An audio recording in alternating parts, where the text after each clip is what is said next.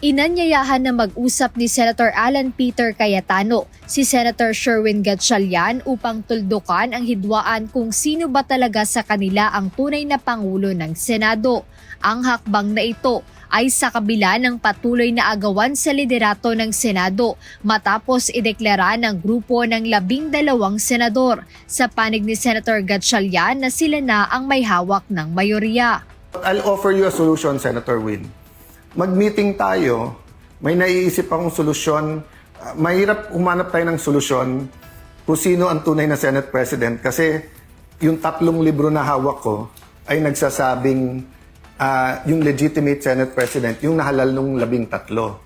Ang 3 librong tinutukoy ng senador ay ang Saligang Batas ng Pilipinas, ang Rules ng Senado at ang Biblia. Sa kasalukuyan wala pang direktang sagot si Senator Gatchalian sa hamon na ito ni Senator Cayetano. Gayunpaman, nag-post siya sa social media nitong linggo kung saan sinabi niyang malinaw ang batas at mahalagang pakinggan ang mga taong may sapat na kaalaman sa usaping ito.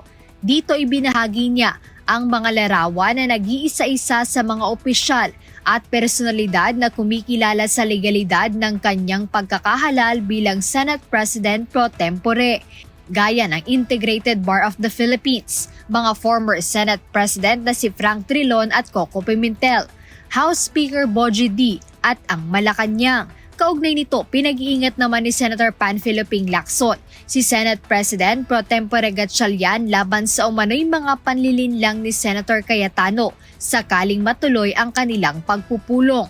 Ayon kay Senator Lacson, bagamat kumpiyansa siyang alam ni Senator Gatchalian kung paano haharapin si Senator Cayetano, hindi makasasama ang isang paalala mula sa Chinese military strategist na si Sun Tzu na nagsasabing kung hindi mo kilalang iyong kaaway at lalong hindi mo kilalang iyong sarili, tiyak na mabibigo ka sa bawat labanan.